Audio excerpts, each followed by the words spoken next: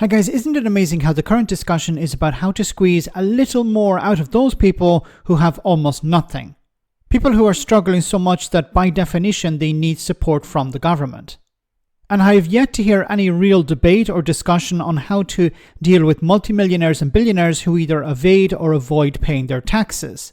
Where are all the debates in the media and in politics about how to deal with those people?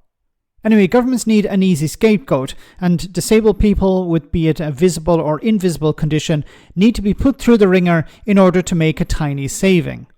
Here the Health Secretary Wes Streeting responded to the idea that people are overdiagnosing for conditions. Caveat, he's not a medical expert and neither am I. One of the areas where you are, we understand, going to try and claw back money who's people who've been signed off because of mental health problems. Now, in the last few days, it's interesting. The prominent neurologist, Suzanne O'Sullivan, has said there's overdiagnosis of mental health problems. Your colleague, Liz Kendall, when she was here, talked about the problems of self-diagnosis when people feel that they might have a condition. Do you believe, as the Health Secretary, that too many people are being treated as sick and incapable of work for essentially struggling with what are quite normal feelings?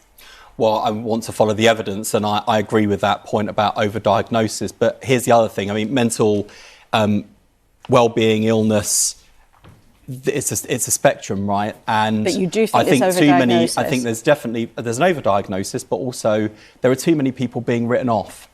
And to your point about treatment, there's too many people who just aren't getting the support they need. So if you can get that support to people much earlier, then you can help people to either stay in work or to get back to work. And that's why... Wait a minute. What about people who can't work? Shouldn't you be prioritizing support for people who also can't work? Also notice no mention of underdiagnosis here. See, why is this a problem? Why is this actually happening? Why is it the case that people are being overdiagnosed, or as I add, which neither of these people talked about, underdiagnosis? Why is that happening? Because people are not getting access to the support, the professional support they need, the specialist support they need. People are going to their GP if they can get an appointment with their GP, and the GP is saying, look, I can't refer you to somebody because you'd have to wait about a year. So what I'll have to do is I'll have to sign you off as sick. But I don't have the skill base, the skill set to determine your illness. So you'll have to wait until we have a specialist available for you. So in some cases, doctors may be underdiagnosing or overdiagnosing. The solution, of course, is to have more specialist appointments for people to access the care they need. But you notice here the rhetoric, you notice here the narrative. The problem is overdiagnosing, not underdiagnosing, or the idea of self-diagnosing, which I don't actually think is an issue. But it's always, we need to punish people in some way who are abusing the system or not following the rules. They're following the rules. They're upholding their side of the bargain. They're going to the GP. They're asking for support. The GP says, look, you'll have to wait a year or 6 months for the proper treatment, but until then, I have to sign you off as sick. We're recruiting 8,500 more mental health staff to make sure we can get the waiting list down, and also starting early, so making sure we've got mental health support in every primary and secondary school in the country, so we can give people that resilience and those coping skills. Another issue that's never brought up is, why are people struggling with mental health at the moment? So the talk is always, okay, how do we deal with it? As opposed to, why are people struggling? Well, people are struggling because of poverty, cost of living crisis, lack of job security, stress, overwork and underpay. These are all things that lead into a situation where people are struggling with mental health. You can't just deal with the symptoms. You also have to deal with the core problem. They'll need for life. But you do believe there's a problem with overdiagnosis. What then would your message then be to medical professionals watching this? Should they take more care to diagnose mental health conditions? What would you say to them? She's supposed to be a journalist. It's like you're asking somebody to diagnose a problem that they have no skill set in, and asking them to be more careful. That's not the solution. The solution is you need specialists. You can't offload all of this onto a GP. No matter how careful the GP is, they don't have the ability to diagnose certain conditions. That's why people get referred. To an extent, but I also think it's on us to make sure that we're giving people the tools to do the job, and that we've got the right care plans, the right pathways for patients. And that's why some of the great stuff that Liz and I have seen in Maudsley in South London, for example, where they've combined that employment support with mental health support, can be really powerful.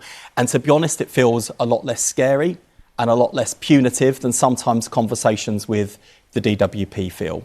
And so that is having a real impact. I think job centres are scary, do you think? Job centres can be scary. And look, I think there are lots of people out there, and I...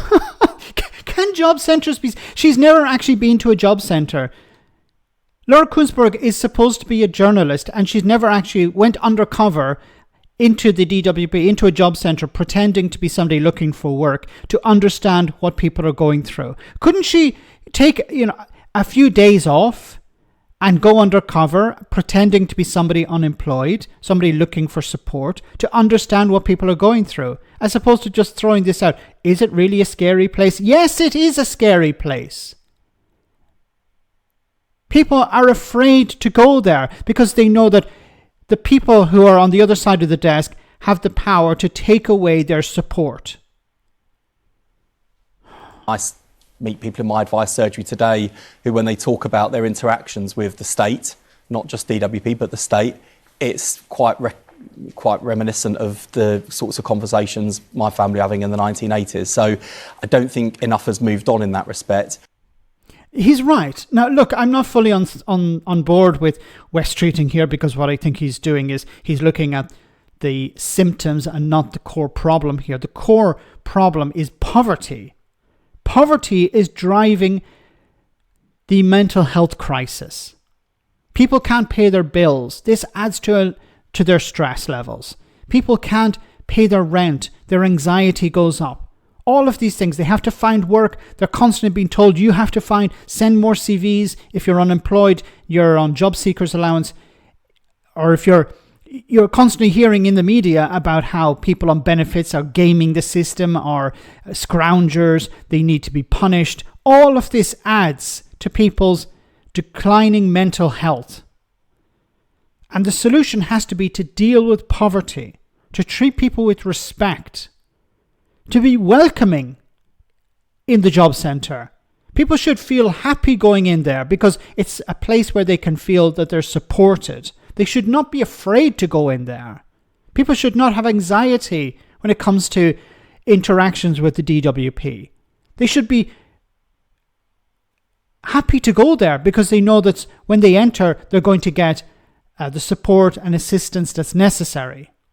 Not have this sword of Damocles over their head constantly. Okay, if I say the wrong thing or if I do the wrong thing, I'm going to end up losing all of my support. I'm going to be pushed into destitution. So, once again, poverty is the driving force behind mental health. If people don't have, and then if you don't have the support for people, then of course the GP or whoever is providing them with medical support is going to sign them off as sick. But again, as I said at the beginning, overdiagnosis is one thing, but underdiagnosis is another. That's almost never mentioned. Let me know in the comment section, guys, what you think. As always, your comments are greatly appreciated. Thanks a lot.